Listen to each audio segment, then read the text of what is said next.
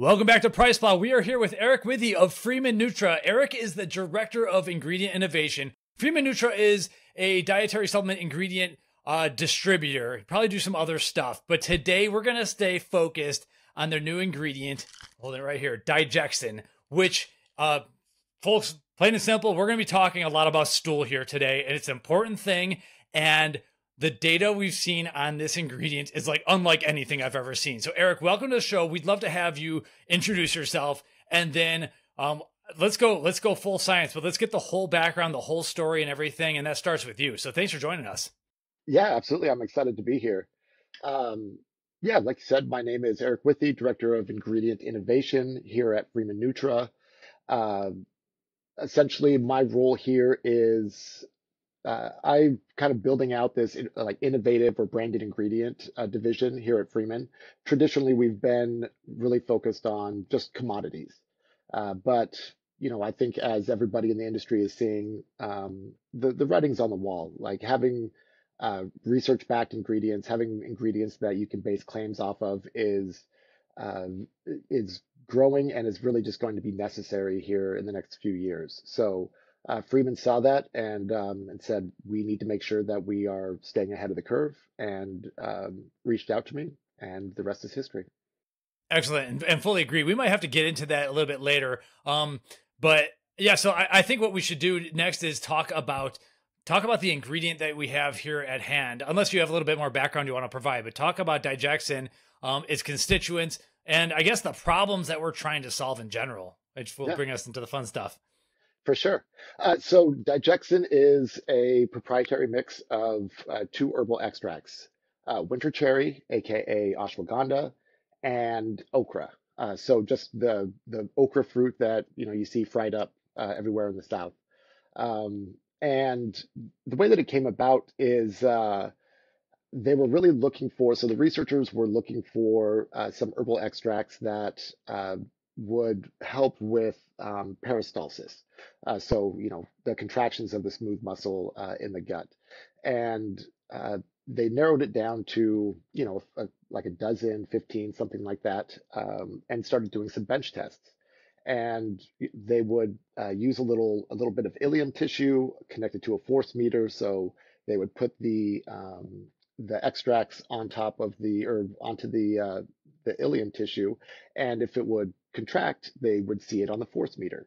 So, they looked at various extracts, they, created some curves, and then they started messing around with some combinations. And that's really where Digexin came from, because, and I'm kind of simplifying here, but, with the ashwagandha, it took like 19 units in order to get that peristalsis to happen. And with the okra, it took 24. But when they combined them, it only took 14 units. So we still don't know exactly the mechanism yet, but there is some sort of synergistic effect there between the two ingredients that they work together to help kind of create peristalsis, create movement through the GI tract. Okay, yeah, I was going to ask if you could define peristalsis for a little bit, because are we trying to make things contract to have a bowel movement, or is this contraction causing like pain and GI discomfort? No. What is this? This is normal, healthy contractions. It's basically what moves the food through the system. So if you are, you're not having peristalsis, not only are you kind of backed up and constipated, but that can also mean that you're not, moving food through the small intestine very well. That it's kind of getting there, being stagnant. There's issues associated with that as well. So it's not just for constipation, but it is a major factor in constipation. Okay, so ashwagandha, normally we use this for cortisol control. I'm almost thinking, but you used it in cells. Okay, I'm almost thinking that this started from the brain and is relaxing the muscles properly, but it seems like there's actually something more physical happening on the cell line too. Yeah. So I guess just to kind of back up, looking at Digexin as a whole, and looking at the benefits that it provides, because the mechanisms that I think you're referring to, kind of they weren't searching for them specifically, and they just kind of came out in the data. And so with the data, so far there's been two preclinical studies on Digexin. Those are unpublished, and we're really more of like proof of concept. Do you go to the next step type of thing?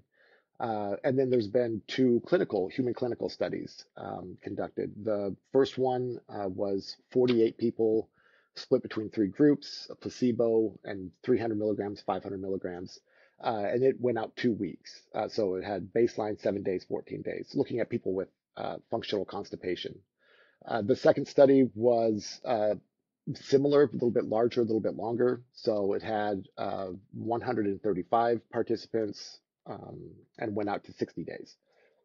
But what they looked at is um, they captured data in kind of three main groups, and those groups are GI issues. So looked at the PACSIM, the Patient Assessment of Constipation Symptoms, looked at the GI Symptom Rating Scale, counted the number of weekly BMs people were having, and then also looked at, I never really know what to call this section, but like mind or like wellness.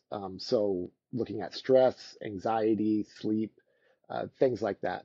And then the last one is biomarkers. So, in research in general, but especially in our industry, uh, validated questionnaires are really the backbone of our research. I mean, if you're doing a joint study, it's going to have WOMAC scores in it.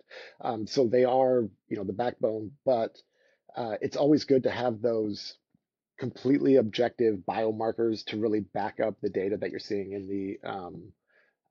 the questionnaires. And so that's what they did here. It was both to kind of back up the findings, and then also for mechanism, figure out kind of how things are working. So they looked at serotonin, which they saw significant increases in serotonin, significant decreases in cortisol, and significant increases in gastrin, among some others. There's some inflammatory cytokines and whatnot as well. Um, and so that's kind of like when I came in and started looking at the research, you know, around the time that the first study was submitted for publication, I started looking into like stress and constipation, stress and GI disorders, sleep, anxiety, things along those lines, and um, and that's where we kind of we were looking for a possible mechanism why Digexin was good for the entire GI tract. So it was really made for constipation. That's what they're looking at, the peristalsis, all of that. But what they found was that it also had very good benefits for reflux, bloating, abdominal pain, indigestion, kind of, the GI tract from top to bottom. Well, peristalsis alone isn't going to do that. It will, maybe have a few benefits here and there, but there must be some other mechanism going on that's really helping the entire GI tract. And and that's when I started looking into uh, kind of like psychogastroenterology. Um, so uh, in 2018, I believe the AGA, the American Gastroenterological Association, if I'm not incorrect, they updated their guidelines um, for how to like approach patients, like best practices, and they updated them to include like things around the psychosocial factors that are associated with GI issues. Um, so that included knowing how to talk to them about it, like knowing how to talk to patients about it in a way that like that they're not going to be offended, because I think a lot of times, especially with something like this, people have experienced people just saying, "Oh, it's just in your head." And then so if they go to the doctor and they say, "Hey, this actually has a psychosocial, you know, influence, yeah, that's in your mind," people can get defensive about that. So knowing kind of how to talk to them, how to bring that to them, but having a mental health practitioner to refer people to, knowing how to prescribe mental health drugs, like even SSRIs, because they came to the conclusion that a lot of the issues that we see in gut health actually originate not in the gut, but in the mind. Um, and so, and I'll have some more numbers on that a little bit later. But looking at Digexin, we saw that the benefits for sleep and for stress happen very quickly. So we kind of said, okay, these are happening independently. So it's not that like people's stomachs are feeling better and then they're sleeping better, which I think a lot of people kind of assume sometimes. But rather, it's helping with these things that are then kind of switching people over to the parasympathetic tone as opposed to the sympathetic, helping people relax, kind of unwind and digest their food the way that they're supposed to. Uh, and uh, and I think that this is a very much overlooked aspect of gut health. And I think in our industry specifically, we really don't have any products that work from the mind to the gut. We have lots and lots that work from the gut to the mind, or skin health, or women's health, or athletic performance, but really nothing that kind of works back towards the gut. Um, and and so that's how we believe one of the major ways that digestion is working is both from the gut out, so the serotonin increasing, peristalsis helping there, but then also reducing stress, helping with sleep, and helping, from the mind down, to switch over to the parasympathetic tone. Nice. Like we got to say it, the gut brain axis, it exists, Yeah. right? Like Yep. that is the thing. And so it seems like this is a 1-2 approach that is working like kind of both sides simultaneously. I think, okay, so this is one of the questions I wrote down. I have many, and Ben might have some. But it almost seems like we have this chicken egg or this paradox where it's like, does the bowel movement cause the reduced stress, or can the reduced stress help the bowel movement? We get into these negative feedback loops in health, and those are the worst because lack of sleep makes you tired, being like, and then then you have cognitive issues that gives you stress. It's less like a lack of sleep, and then these negative feedback loops happen, the downward spiral. It almost seems like with bowel movements, constipation, you're getting in the same way. So like, are we? Which one's happening first, or does it matter? Because like it looks like this is a positive feedback loop, which is what we want to go for. Definitely. And I think that's a great way to describe it, as a positive feedback loop. I think what people forget is how much the mind does influence. And so even if something does start in the gut, a lot of people have these fluctuating symptoms that kind of come and go in their lives. They're chronic, so they'll happen over, a lifetime sometimes, but 10, 15 years, where they can never seem to kind of quite kick it. Like it's always around the next corner. Those symptoms are going to kick in. And what we find is that one of the main things that triggers these, and that really determines at like how severe and intense they'll be, is stress. With digestion, what you're doing is you are helping the gut, so you're helping it right then and there, but you're also helping to kind of prevent some of those relapse back into symptoms down the line. Uh, and so that's good for the long-term care, and then also just kind of like at its base, that positive feedback loop.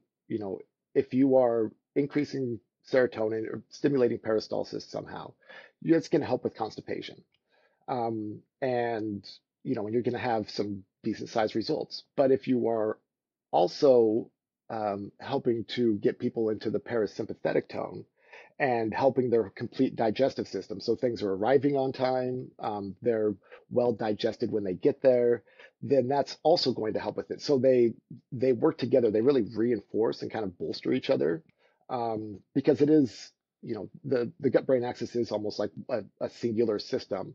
It just has kind of two different ends of inputs, if you will. Can I ask, a lot of people are very familiar with ashwagandha. A lot of people listening to this podcast are probably like super familiar with that. And the stress side of this sounds probably very familiar to a lot of them. But do you, like, when you guys were looking for these, are the ochre and the ashwagandha like very specific standardizations that you guys don't like share? Like, because when you're looking for something, that's also in itself looking for what standardization to use as a process. So it sounded like you guys had like 15 different herbs, and then like, were there different versions of ashwagandha and okra for this as well? I'm not sure if there were different versions. I do know that the extraction process is different from any of the other ones that we've looked at Sure. for the ashwagandha at least. The okra I think is pretty straightforward. It's just that it's really just an underutilized extract. Okay. But yeah, there is through the extraction process there is an aspect of it that we believe does set it apart and helps with the GI aspects. It also makes the taste a bit of a challenge, more so than other ashwagandhas, and which we've ran into with because people love gummies, and so that's been a challenge. But if kind of the other side of your question is uh, if I just take ashwagandha and eat some okra or something, will this, do the exact same thing? Uh, I honestly I believe that you would probably see some benefits, but I think that there is, you know, with this extraction process, something uh, that does differentiate it. Because also, I mean, there's been a lot of research on ashwagandha. I would think that if all of them were helping with constipation, somebody would have noticed by now, Hmm. So Yeah. Yeah. No, I was just curious because you were talking about like the process of like finding the ingredients. Sounded very interesting to me. yeah. So like to find two ingredients that are synergistic in such a way, like I was just wondering, what were the standardizations of them? Cool. Thank you. I Yeah. appreciate that. Mhm. Mike, I don't know if you had any more specific questions. I do. Go for it. So earlier on, just the small stuff. You'd mentioned serotonin and cortisol, which we know. What is gastrin? Oh, so gastrin is uh, it's a gut-brain peptide. It's almost like a hormone. Essentially, what it does is it turns your digestive tract on. So gastrin is released to help stimulate, stomach acid production, digestive enzymes, other digestive juices, and a lot of times it even gets started even before food even reaches the system. So smelling food can help stimulate it, things like that. It really is just you're kind of like, hey, there's going to be some food coming and we need to get things ready and like in a nice hospitable environment for them. Okay, cool. Thank you. And so, you mentioned that some of these studies, this might be a personal opinion thing, because I don't know if anyone agrees on this, the answer to these questions, but you mentioned that some of the studies talk about weekly bowel movements. How many Mhm. BMs? Is there like a good and a bad metric? Like, we got to get in the poop conversation. Like, how many Yeah. times a day should people be going? Do we want to be going? Are there like, is there good, better, best? And I'm sure everything's a bell curve, right? So too much is Mhm. obviously a problem too. Yeah. So there is no like perfect number per week, but kind of a couple of the main numbers are three is generally regarded as constipated, three per week. Okay. And of course, there are some people who, maybe that's fairly healthy for them. And again, like you said, on the upper side, there is, kind of too many per week. And what they found is the bell curve really does kind of center around seven per week. That's, for things like, longevity, for overall health. Every individual is going to be a little different, but I would say the center is probably on like one a day. Okay, cool. And so in terms of Digexin, so I'm not sure. I don't want you to. There's not many ingredients that are doing this, like working on the gut brain axis. We've been hearing about it. There's been studies since like the mid 2010s, let's say, where they really Mhm. started talking about the gut brain axis. Is this kind of like the first, or because everything else, we can go through some of the other gut supplements and like play formulator hat, which I would love to do Mhm. with you. But like a lot of it's been fibers, probiotics, prebiotics. Like, I don't. This seems like a first to me. Yeah, as far as I can tell, as far as ingredients go, it's the first ingredient to do research that works from the brain to the gut. Um, I kind of mentioned earlier, we have a lot of prebiotics, probiotics, fibers uh, that that work on kind of modulating the gut for then downstream effects elsewhere in the body. A lot of times, a lot of these aren't even made for the gut, in any real form. They're looking at markers of skin health or muscle recovery, which the microbiome does modulate a lot. But as far as looking at helping the mind, relax and helping helping that communication from the mind to the gut in order to help uh, issues that people are having in the GI tract. As far as I can tell, it's the first ingredient to do that. Can I ask, Formulator's Corner here, from your perspective on like the industry? Obviously, your ingredient helps with this purpose here, right? Helps with regularity and the mind with it. But if someone came to you in your complete biased nature, but was asking for you for help with it with their gut, like how do you see this fitting into a quote unquote stack or gut health overall? Like, do you still believe in fiber and probiotics, or like where's your perspective on this? So, because I've also been asked like, oh, can this replace my fiber? And I like to remind people that fiber is used for more than just constipation. Like this is not a replacement for your daily intake of fiber. It's good for heart health. It's good for just, general GI wellness. So, I don't see it as a replacement for something like that. I think that when it comes to probiotics, I mean, there's so many of them. I am excited for people to start, formulating with them as somebody has already, um, because I think that the possibilities are just kind of wide open right now. Um, what I a lot of times, because people don't get this question a lot. So for instance, a buddy of mine, I was supposed to like have a call with them or do something, and and he was, he's like, hey, let me call you back later. I can't meet. I was like, oh, okay, no big deal. And so he called me and he was like, yeah, sorry, I had to take my girlfriend to the GI doctor, to the gastroenterologist. And I was like, oh, he's like, yeah, she's just recently we can't figure out what's going on. We're thinking maybe it's eggs or milk or something. And so I asked him, I was like, has she had like a real stressful event in like the last, I don't know, 6 to 12 months? And he paused and he was like, yeah, she like about 9 months ago, there was, he didn't, tell me any details or anything, but he's like, it was a very stressful situation. And he's like, how did you know that? And I think that's the missing link. That's the part that we're going to see kind of expanded in this industry, which is um, if people are constipated because it happened one time, they didn't have enough fiber, they were had a bad diet, they were camping or something, who knows? Then yes, fiber is all right. That's probably going to be what you need. Like you're fiber deficient for a few days, you need to add some. That works out well. But for most people who are going through this, the process is much more complicated than that, and fiber is a part of the solution, but we need to also be addressing, just like the AGA has come to the conclusion, in order to really help the gut, you also have to help the mind. And maybe not in every case, but in many cases. So I'd say Digexin is for those types of cases, as opposed to the like, I didn't eat well for 3 days. Yeah, I would say like as much as GI and gut health is a growing category, like it's also like a super. I mean, it's a super diverse category. There are so many different inputs, right? There are so many different supplements.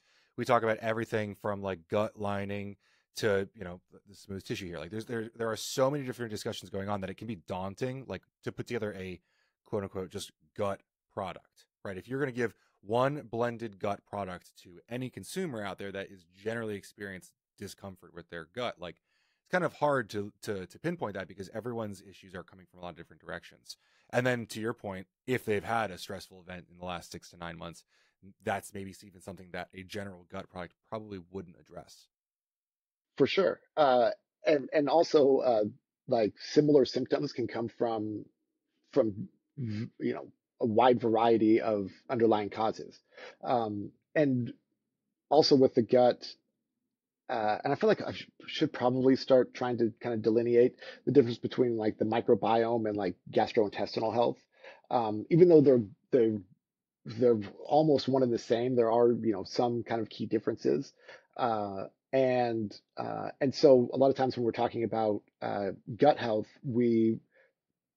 some people are talking about just merely the makeup of the microbiome, like what types of bugs are there, what types aren't. That's what when they say gut health, they mean that.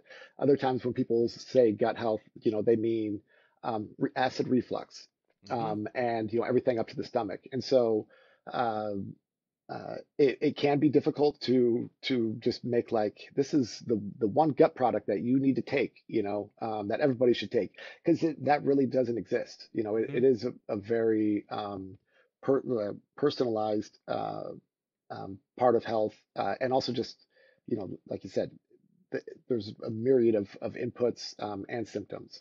Yeah, and I would say one of the confusing parts, especially to then take that to a consumer, is that most consumers they can see constipation, they can see stomach pains, they can see bloating, and those like three major categories could mean a ton of different things, Mhm. right? And so like to even like offer claims to consumers to be able to read on packaging is kind of difficult, and then have it like refer to any sort of product that will actually fix their issues.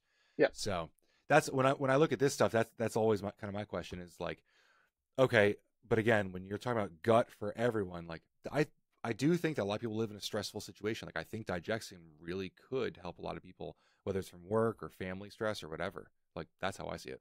definitely. So like two of the kind of consumer outlines that we've talked about are the first one is probably like middle aged, definitely trends female, which is having things like constipation and some gut issues that are chronic, that are fluctuating, and those are causing stress and issues uh, in their life. So for this person, they need to, the constant worry of the constant worry is creating issues of stress. It's reinforcing a lot of the symptoms, and they've tried everything. They've tried probiotics, laxatives. Some things will work for a little bit, but nothing will really stick. I think that for that person, Digexin can be more of a holistic approach, and for them, you would want to mix it with more uh, kind of healing, anti-inflammatory, or inflammation reducing. I don't know how exactly you're supposed to say it. Products For like healthy inflammation. yes, Yeah. Healthy exactly. inflammation levels. Yes, yes. For FTC, we're good, right? Yes. FBI agent, all right. Yeah. Yeah. Things like glutamine or glutamate uh, for your lining, because this person probably, they have some sort of GI issue. There's probably a lot of like unrest, going on down there, and healing that is going to be very important. Um, if you are the other kind of consumer outline is somebody who kind of see them as like what was the term I used? Something like a a worrier. So somebody who has a very high, maybe a high stress job. They're a health seeker, so they're probably like doing yoga, but they're out there like I'm gonna do yoga the fastest, and and they shop at health food stores. They've tried a lot of different things, but for this person, it's more of the stress is causing the GI issues in here. So it's paramount that they need to find a way to kind of chill out a little bit in order to give their gut that time to kind of rebalance and get healthy. So for them, things like magnesium would be good, to as kind of a calming effect as well, to combine it with. And I think with both of them, there are several. I don't know all enough about which probiotics to use. I mean, I know just enough to like give a really bad answer here, so I'm not going to give one. But I think giving a probiotic that is maybe less about working on the specific symptom, but just to make sure that the microbiome is in a good stable place, and just has a good overall general flora as you're coming out of these symptoms is important and can be very helpful. Yeah, one of the things that I'm reminded of when we're talking about this is like joint health products. I have found over the years, like it used to be big on like glucosamine chondroitin, but Mhm. in these days, a lot of joint products I see like really addressing. Again, we'll be lawyer friendly here, like uh, general discomfort from inflammation, right? Like Mhm. people want difference now, and I feel like especially in this scenario. If you can calm people, like that will already probably ease a lot of their discomfort as well. So I see what you're saying about different types of consumers, and a lot of these kinds of consumers, like if you can give them a tangible difference in feeling, rather than a supplement that like will long term, we always want to be improving health over the long term, but like something that can help now. I love that that you can say that, and that they can feel that at least mentally to start. For sure. And that's I think for the just marketability of Digexin, the reason I think it's going to really take off is because it is very experiential. I mean, we see, huge increase or huge benefits for quality of life, for worries and concerns, stress, anxiety, uh, and that's just on that side. Then we're also seeing reductions in discomfort, both physical and psychosocial. I mean, it's there are benefits that are real, that are tangible, that people notice in their everyday life. Like I take vitamin K2. Um, I if I forget, I don't really realize it. I take it because people tell me it's healthy for me, but I don't have an experience with it. But with Digexin, that's different. Like people will know that they're taking it and will feel better overall. And that can go in two different ways. I'm gonna like dig through some of your studies right here. But first off, the sleep improvements. So we'll want to talk about when the best time to take this is as part of our stack. And because I'm thinking like the sleep metrics look good enough in terms of maybe even putting it into a sleep aid. Not everyone and it depends on the demographic again. Putting on the formulator's hat, not everyone's going to be buying a gut health supplement. But in our corner of the world where everyone's overstimulated, we are buying sleep aids. So this could be a Trojan horse attack. That's my little formulator idea. But also, like this is, and then you have the experiential effect from the ashwagandha side and maybe the okra a little bit, but let's just call it the ashwagandha side in terms of like the mood, feeling better, all that stuff that we know about with cortisol. But then from the studies, like I'm just going to list and read. The 500 milligram dose of Digexin, I forget which study this was pulled from, but it reduced abdominal pain by 67% versus 13% for placebo. Constipation reduced by 74% versus 21% for placebo. But at the same time, diarrhea was reduced by 51% versus 20% for placebo. We talk about ashwagandha being like the adaptogen that kind of regulates things. And you see that in this here, because it's not just stopping constipation and giving diarrhea people even worse diarrhea.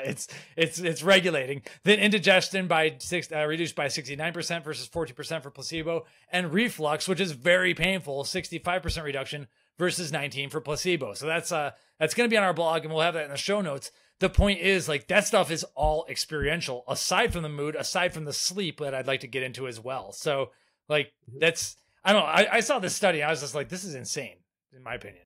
Yeah, looking over originally the first study and then seeing when the results came out of the second study, um, I, I kind of like looked over my shoulder and was like, this is really good, right? Like I kind of had to go check with some people. I'm like, it's not just crazy, like biased because I'm, working with this, right? And they're like, no, this is very good. One, potential customer, was like, what kind of, stats did they run? And I was like, oh, they did ANCOVA, and he said something about, well, how come they didn't do repeated measure something, ANOVA? And I'm like, I'm not sure. Do you want us to run it like that? And he was like, yeah, I need you to run it like that. So they did, and like all the results were the same. Nice. I mean, they fluctuated, but just like on the edges a little bit. All of the significance was, they were still all highly significant, all of that. And but I think that that's kind of a testament to like how good the results were. Was somebody was like, I need you to run the stats differently because I need to be sure of this. Yeah, I mean, like we see studies and like they measure 8 things and 2, 3 become statistically significant, and you look for the stars on the on the table if you're going real quick. On this data, the stars are literally everywhere. It's like like not everything, but nearly everything is statistically significant. It's absolutely insane. Like that's why I thought like this is crazy. And yeah, so when I see data like this, and then you feel it working and improving the sleep, like. To me, it's a home run. It's only a matter of time before like the industry figures it out, and it becomes one of those ingredients, in my opinion, that you just figure out where you put it in. If you don't want to do a gut supplement, or you already have a gut supplement, how do I sneak it into the next thing? Obviously not a workout supplement, but like, so I guess that's my next question is, are you taking it before bed? What is your preferred avenue? If we were to try to put in a sleep aid, is that cool? I take my fiber before bed personally, and then that's better in the morning. So Yeah. And so in the studies, the subjects were directed to take the supplement or placebo. I think it was where like after dinner. So it was in the evening time. I don't know how important that is, but I do know that it does work at that time. Their theory was kind of like, hey, that'll be about maybe 12 hours before they wake up, and then they want their morning constitution, and maybe that the whole timing will work out well. But I think it also worked out well for sleep. I don't know if it had an impact on that. Like maybe if you take it in the morning, it does the exact same thing. But we do know that after dinner, it is highly effective.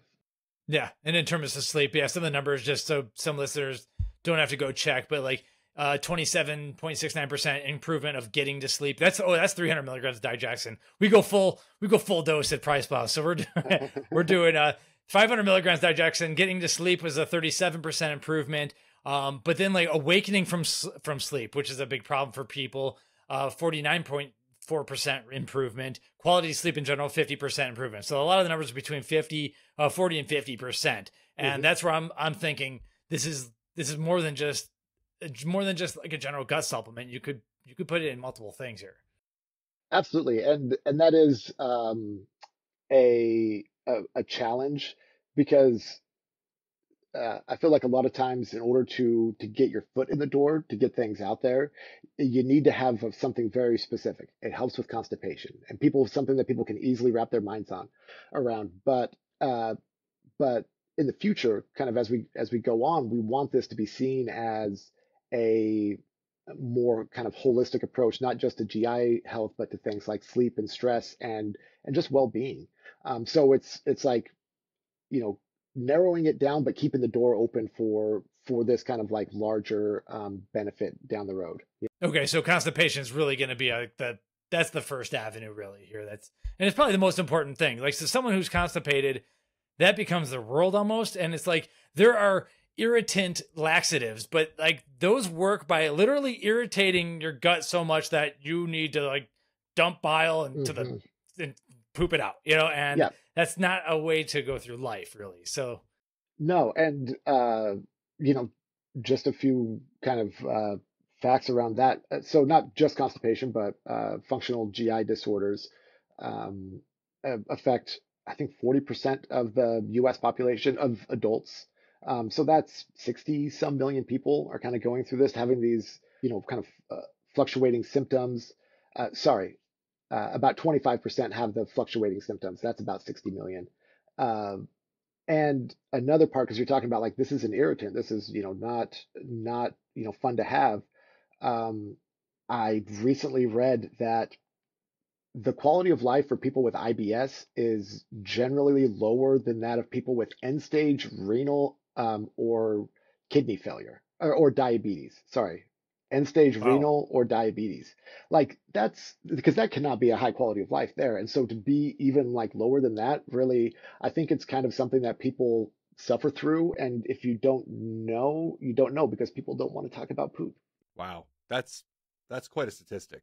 mm-hmm. That kind of, I mean, that's surprising to me, but I've known a few folks, especially bodybuilders, late stage bodybuilders, sometimes end up with like Crohn's and IBS. And I mean, it ruins your entire lifestyle, like your ability to go places and do things. Yeah. I was going to comment that I've been using Digexin for like more like sport purposes, but it really does remind you that there are greater issues that these ingredients can help with. Yeah, just waking up better and everything. To me, it kills me that the discussion of poop is is almost taboo. I think like this whole gut thing and just being in our industry has helped like break that down and everything. But if you think about it, like just taking the 10-mile high view, to me, okay, let's say you got garbage in your body. You have basically two options. You have to store it or you have to excrete it and break it down and excrete it. And so you can excrete it through your urine, but if it's not water soluble, you're gonna have some issues with that. You can get it out through sweat and your skin, but that could lead to a lot of skin problems.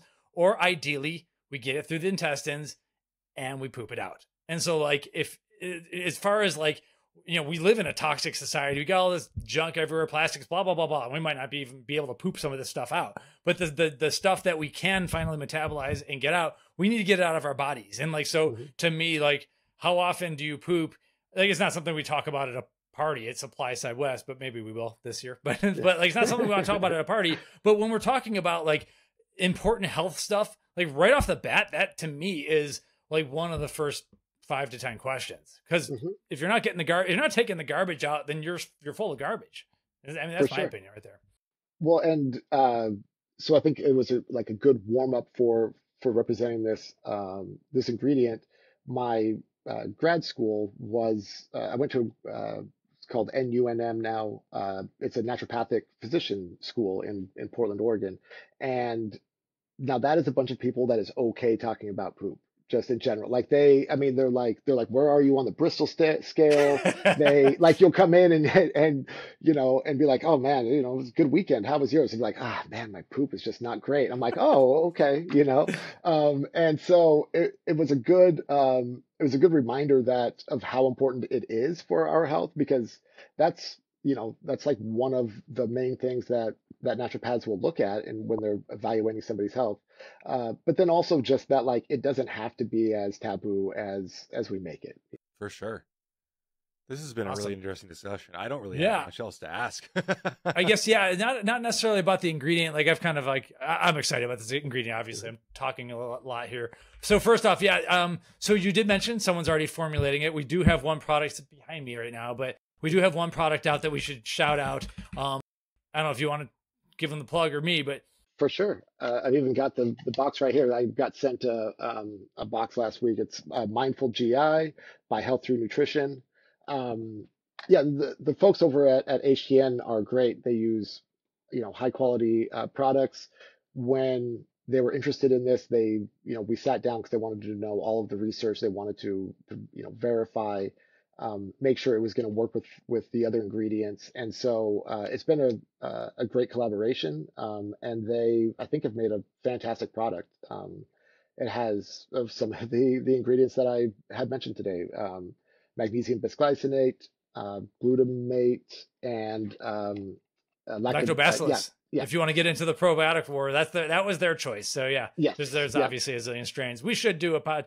Yeah, that's one thing. We haven't done many podcasts on gut health. So this should open the door. We should get some probiotic experts in here. So that's something that we've lacked. So thanks for kind of kicking that door open.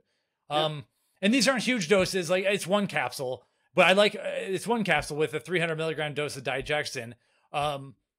You might not say it, but I will. But like you can get closer to the 500 milligram dose. You take 2, but then you're going a little bit over. But yeah, the magnesium and glutamine aren't obviously going to be huge doses for gut health on glutamine. Like we're talking grams worth. It's just not going to be that viable in a capsule, but it's still pretty cool. They're using that instead of fillers. You know, I'll always go for that. So yeah, they have some pretty interesting stuff on their website. So really cool brand. We like anyone who's doing something novel and taking a stab at a new ingredient. To me, this is in terms of new ingredients, it's a low risk new ingredient. Like we're already pretty familiar with ashwagandha, and I don't know, down south, there's been plenty of okra that's been eaten. For sure. So the other thing, so I wanted to back up then. So talking about Freemen Nutra, you talked about getting into branded ingredients and everything. What are you specifically looking for when you start like plugging away for ingredients? Because, and maybe if you want to even tease something you might have, because obviously like in our world, there's lots of stimulants, nootropics and everything, but the world is bigger than that. So how do you start like really zeroing in if someone, I don't really know how that end of the market works. Yeah. So, I mean, it's a little bit of both give and take. So when I first came on, I thought for sure, I was like, man, it's going to be really tough, you know, going out there. I'm going to have to like track people down and do this. Come to find out, there's actually quite a few people looking for help, like commercializing and kind of taking their products to market. And which, now that I think about it, makes sense. You know, in my head, like the perfect partner will be somebody who's like a brilliant scientist, you know, knows the research, understands the human body and the intricacies of it. But like that's where their skill sets are. Their skill sets aren't in the you know, marketing and commercialization and sales. And so that's where we would come in and partner. And we have found, a few partners like that. We do have a nootropic called MemoQ that kind of came to us. We also reached out and are working with a company that does a line of liposomes. We wanted to kind of diversify, so we thought having both ingredients and kind of a technology would be good. It would help us kind of hit more of the market, offer more solutions for people. Um, and then we also do work with. So I do want to say Digexin was developed by Next USA, and they've they're great to work with, and they've really are the ones that have put in the time on the research, have helped develop it, and and so far have been their repertoire has been pretty successful. Their first ingredient is called Tamiflex. It's a joint health product that came out at like at the worst time. They dropped it. It was like fall of 2019, and they're like things are gonna go good, and then like 5 months later, they're like, well, maybe not so much. And but we do also carry that one. So a lot of times it's some of it's working with people that you already know.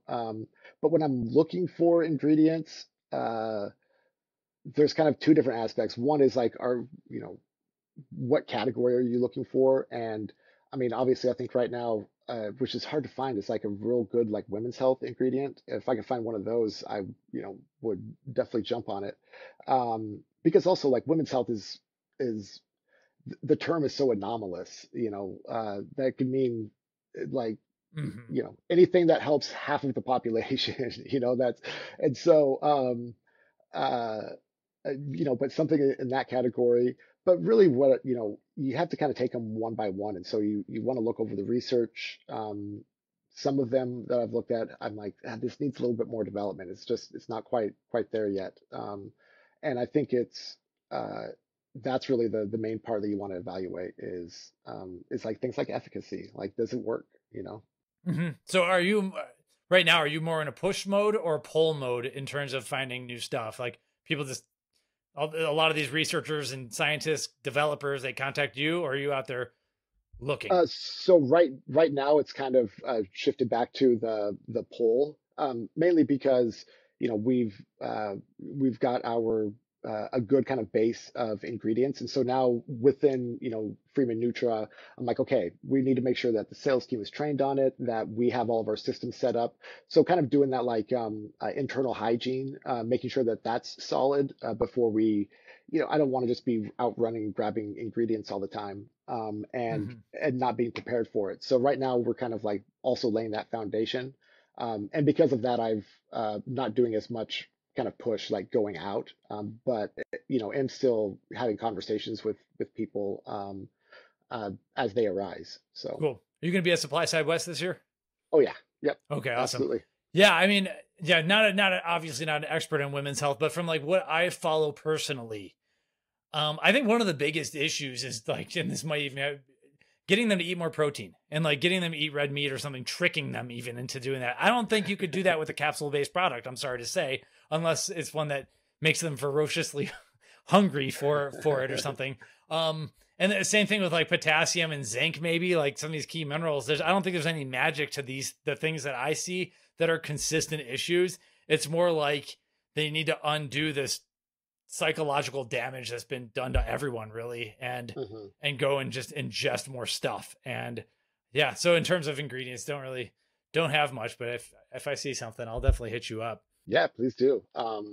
Yeah, and like you said, a lot of it is, uh, and I think just really in general, a lot of health concerns can be addressed just nutritionally, whether that's with, vitamins and mineral supplements or whether just through diet. Um, but I always recommend for people to, if they're looking at getting their health, even before you start with supplements, uh, look at your diet first, Hmm. and because that's kind of baseline. Because it doesn't matter how many supplements you take if you've just eaten like horrible food, you're not going to do it's not going to do much help. Yeah. And neither is exercise. You can't outrun like a bad diet, So Nope. Okay, here's an idea. And I don't know if you're the person who talked about this, but let's say there's an ingredient that I know works for everyone. I'm going to lactoferrin. Really good, actually good gut product too. And but what if you marketed it, or you got a lactoferrin, but you ran a study on women, like lots of women's studies, and you just marketed the same thing, but to women? Does that work at an ingredient angle, you think? Like, obviously brands can pull on the pink tax and everything like that. But from a study standpoint and an ingredient development standpoint, I wonder if that might work. I think it absolutely would. And